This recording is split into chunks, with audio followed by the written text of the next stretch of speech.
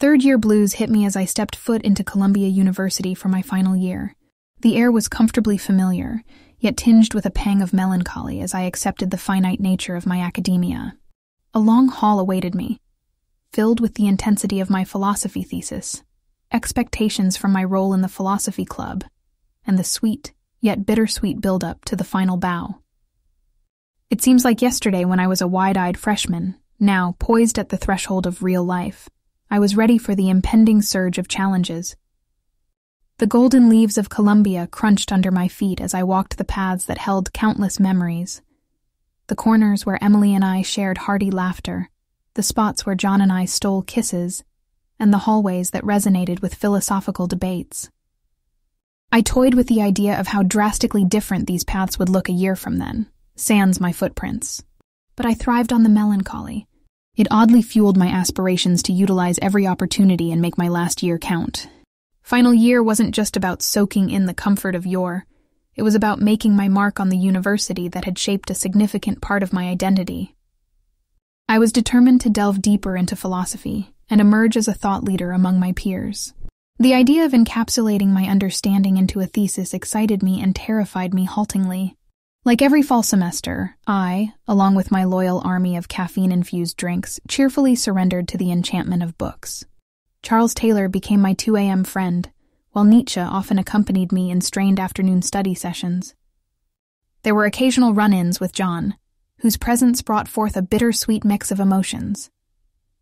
Our conversations had transitioned from heartily shared ambitions to courteous small talk, an undeniable sign of progressive detachment. By then, the writing was on the wall. Our love story was slowly inching towards the end, yet silently, we decided to let destinies play its course.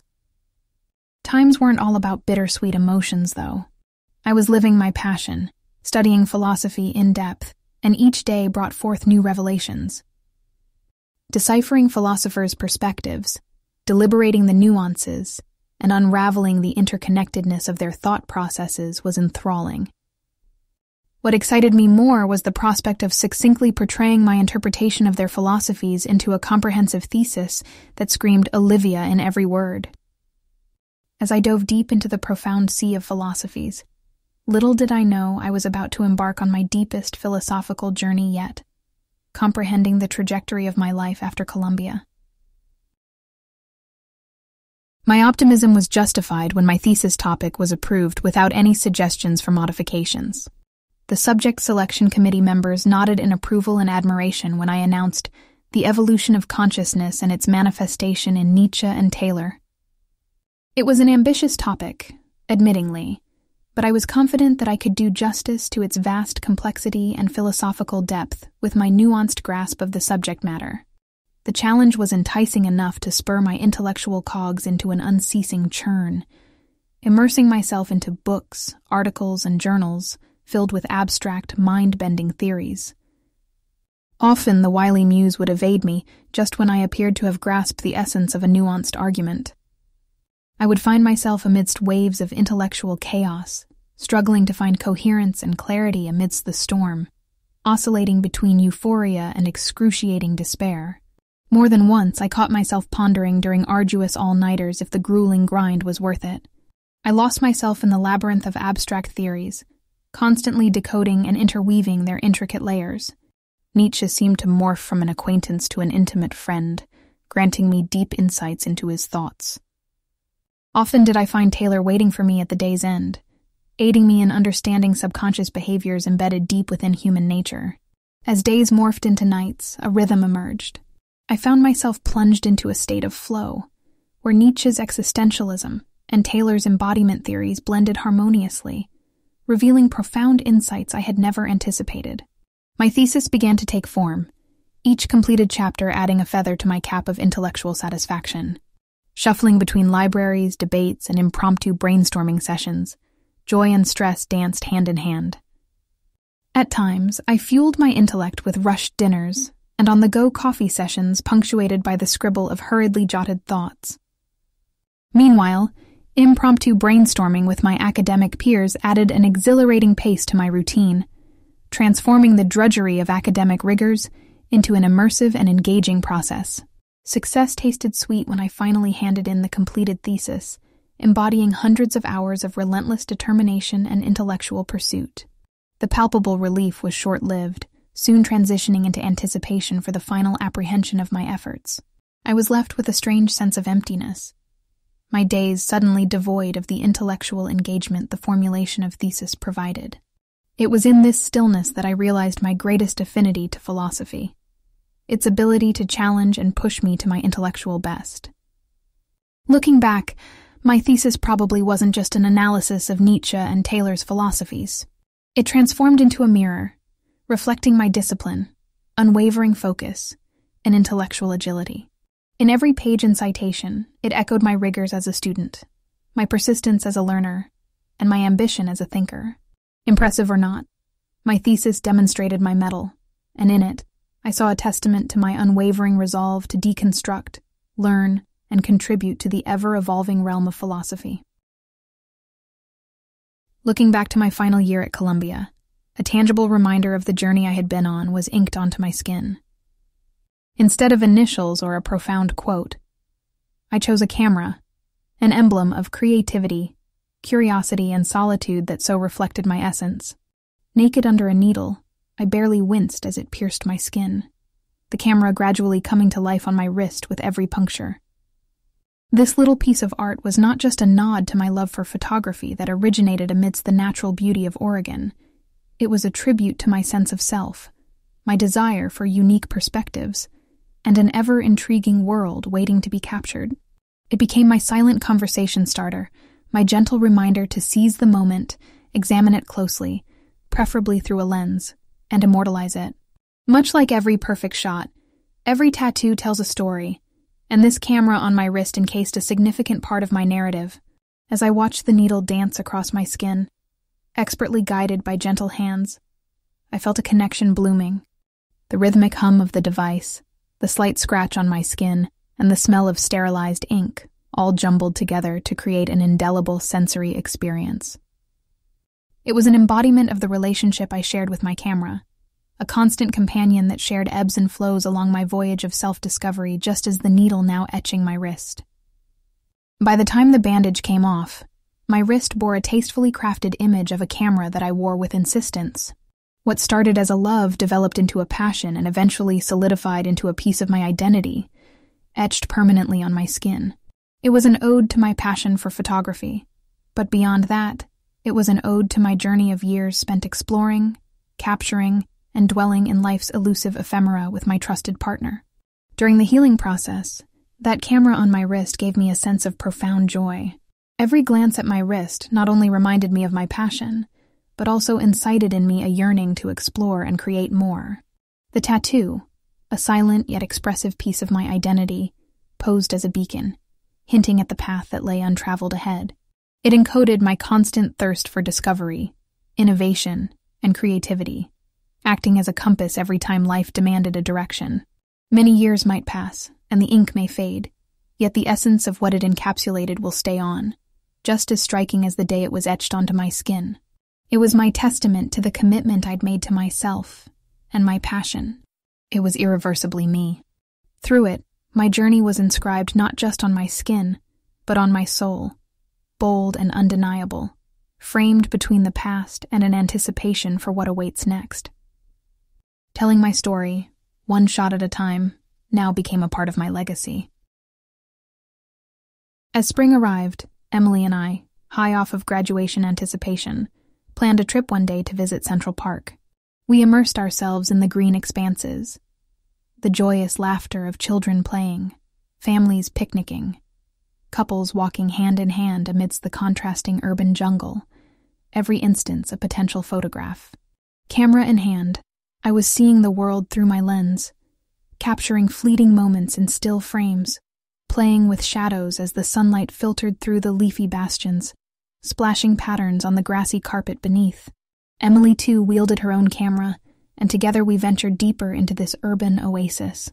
I remember coming across a young couple, laughing and teasing each other as they paddled across the calm lake in a tiny boat. It was a scene straight out of an old romance film, their laughter echoing through the park, their love palpable, open, and infectious. I lifted my camera, framing this precious moment in my lens, the camera whirring and the flash illuminating their happy faces. As I lowered my camera, our eyes met. They smiled, offering me a shy wave, their faces glowing with shared secrets and shared lives. As they drifted further into the water, disappearing slowly into the backdrop of the skyline, I was left standing on the cemented sidewalk, a silent observer, driven by my infatuation with storytelling. Emily looked over my shoulder, peeking at the photograph I had just taken. Her eyes filled with admiration as she studied the picture, her fingers tracing the outline of the subjects frozen in time. She claimed it was a masterpiece, and in that moment, I felt my confidence soar, my passion for photography reaffirmed. This day out in the sun, juggling between being a participant and an observer, reinforced my love for photography. It served as a reminder of how art and reality converged, seeping into my existence and altering my perspective of life. This expedition wasn't merely an escape from the voracious cycle of university routine. It was a voyage towards my artistic realizations, an exploration of my own abilities. Each frame I captured that day told a tale, a testament of New York City's picturesque spring, unfolding passively amidst its busy inhabitants. As the sun began to set, painting the sky with hues of orange and red, Emily and I packed up our gear, our hearts heavy yet satisfied. With dirt-smeared jeans, wine-tangled hair, and weary smiles, we trudged back home, carrying with us more than just the weight of our cameras, but a memorable experience resplendent with shared laughs, sun-soaked banter, and captured fragments of life. That day cemented my love for photography, reminding me how something so subtle like a camera could capture such profound emotions, silent stories, and raw human existence in a single frame. It was a validation of the camera tattoo imprinted on my skin, a metaphor of my existence, an embodiment of my passion, a piece of symbolism that will forever remind me of my ability to capture and immortalize the fleeting beauty of life. That day I realized that while I was a philosophy student academically, at heart, I was an artist, exploring the world through my camera lens one frame at a time. Spring didn't just usher in warmer weather and bursts of color all around Columbia. It also brought the realization that my student life was drawing to a close. The campus was buzzing with end-of-term activities, last-minute study groups, library cramming sessions, and that bittersweet air of farewell that permeated in each corner. In contrast to prevailing atmosphere, I managed to find myself a lush and vibrant oasis in the midst of all the chaos, a farewell party thrown by our close-knit crew of friends. It encapsulated our journey together and echoed the beats of our camaraderie. We laughed, we reminisced, we hugged, and we promised to keep in touch, just like any group of friends on the brink of stepping into the vast unknown after graduation. Amidst the loud music and loud chatters, engulfed by the laughing, dancing crowd, I found myself drawn to the solitude of the balcony outside. I wasn't alone for long. Professor Lawrence, my favorite philosophy teacher, whom I deeply respected, joined me. We had a long, engaging conversation under the spring sky, filled with reflections and predictions, a melting pot of reality and aspirations. On that memorable night, he extended an offer I couldn't possibly refuse, a position as his teaching assistant. Contemplating, I realized this was a perfect opportunity to remain connected with the subject I loved, philosophy, while also venturing into the real world. It was surreal, a validation of the fact that I was not just another student passing through the hallowed halls of Columbia, but someone who had left a mark.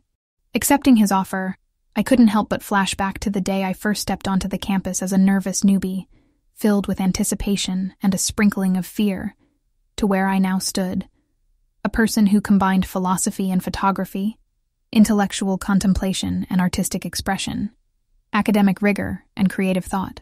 As the party went on inside, the vibrant songs of our college life oscillating between a loud crescendo and a soft lullaby, I remember standing at that balcony, the night sky acting as a silent witness to the thresholds I was crossing and the thresholds I was yet to cross. Underneath the star-studded canopy, I felt my energies colliding, the contentment of learnt wisdom from philosophy and the thrill of raw instincts from photography. Leaning over the metallic guardrail, the cool, balmy breeze carrying faint hints of blooming cherry blossom. I remember promising myself that my story was yet to unfold, and this was just an exciting chapter nearing its end. But for that moment, under the veil of glittering stars, amidst the intertwined fragrance of frost and fresh foliage, and doused in the harmonious symphony of friendships and farewells, I felt like the protagonist of my own life, a life that was as complex and captivating as the philosophy I studied and as diverse and dynamic as the photography I pursued. My time at Columbia was down to loosened threads that, regardless of their state, held immense significance. With each passing gathering, every dinner, every conversation, every shared laughter, I could feel the overwhelming wave of nostalgia washing over me. Yet, amidst all that, the Philosophy Club held a unique place in my heart. It wasn't just a club. It was an acknowledgement of my curious mind, a shared kinship with like-minded individuals, a reservoir of invaluable discussions. The last meeting was idyllic in a bittersweet way.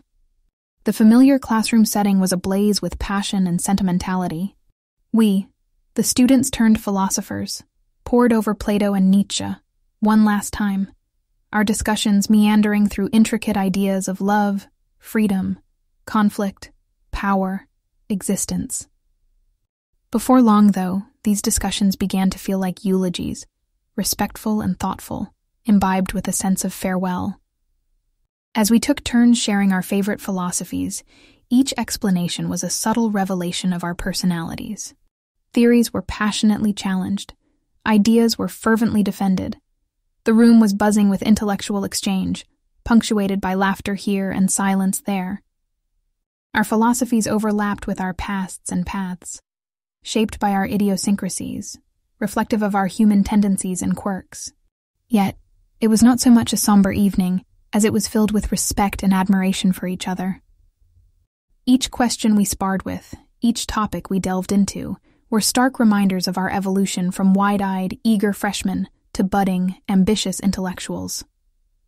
Memories of our countless meetings floated right in front of my eyes, a moving kaleidoscope of shared moments.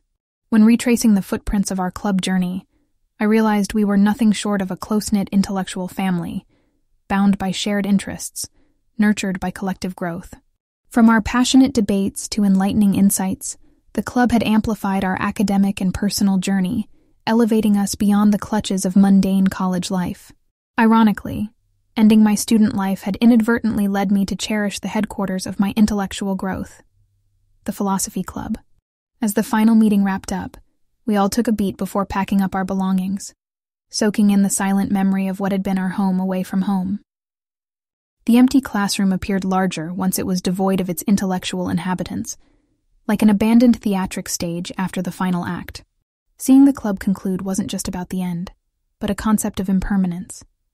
The fleeting nature of time captured through eras of growth and transformation, ending and beginning, the real and contemplative. It was also a tangible reminder that each ending was inherently a beginning. Still, this was the club's last night, and even as dusk fell outside, inside, it felt like the dawn of a plethora of new beginnings. I walked out of the classroom, not looking back, certain that a fragment of me would always reside within its hallowed walls. The moment was finally here, the day I had been waiting for with a mix of dread and exhilaration. Graduation. I walked across the stage, my robe flaring around my ankles, a diploma clenched in my hand. Beneath the university's emblem, I felt the cool breeze of early summer, bringing with it a sea of applause and raucous cheers. The air was electric with anticipation as I looked out at the sea of faces, some familiar, others stranger, all sharing the joy and pride of the moment. My name, Olivia Morse, echoed in the commencement auditorium. My stride was confident, my smile bright. I couldn't help but glow under the spotlight. All those hours spent in the library, the sleepless nights leading up to the exams, those intense debates in the Philosophy Club, they all seemed to converge at this single point of time.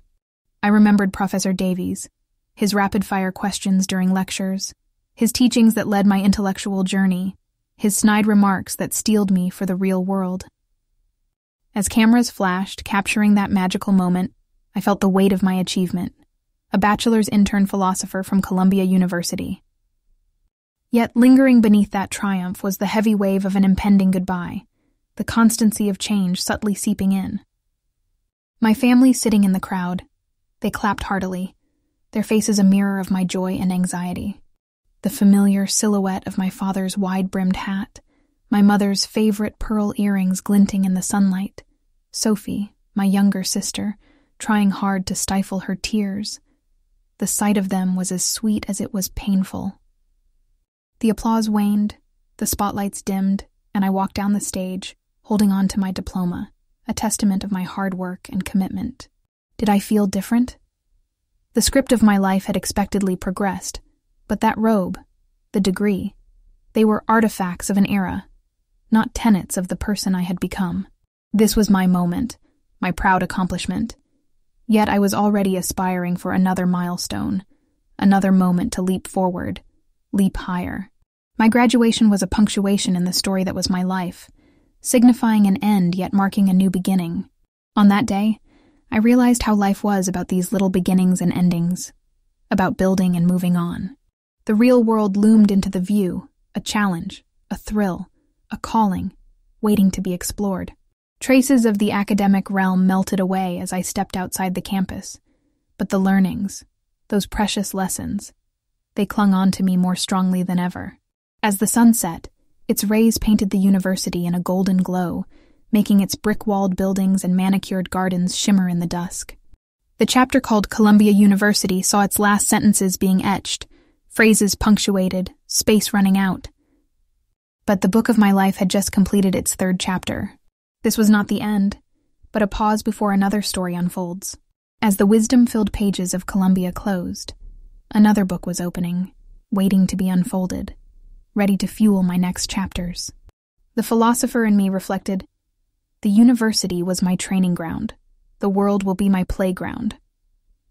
This realization marked the end of an era, a poignant goodbye to my student life, and an eager hello to the real world.